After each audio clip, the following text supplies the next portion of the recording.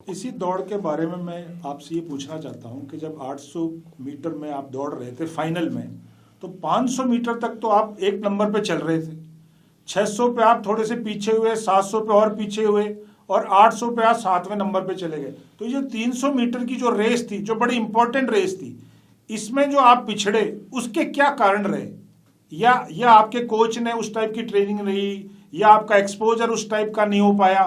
तो जब 500 मीटर जो 60% जो रेस है ना, उसमें आप नंबर 1 चल रहे थे, तो ये 300 मीटर में आप एकदम एक नंबर से 7 नंबर पे कैसे आए? उसमें क्या कमियां रही? क्या आपने सोचा कि मैं यहाँ इंप्रूवमेंट करता तो ये रेस जीत सकता था? वो जरा हमें बताएं। देखिए, उसमें 2-3 बातें हैं। सबसे पहली बात तो यह है कि मैं फ्रंट रनर था।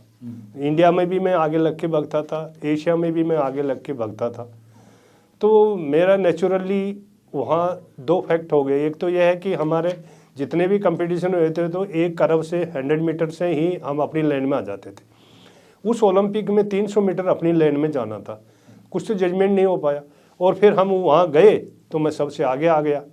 अभी कई लोग ये कहते हैं कि आपने लीड ले ली और वो पहले ज़्यादा तेज भाग गए, इसलिए आखिरी में थक गए।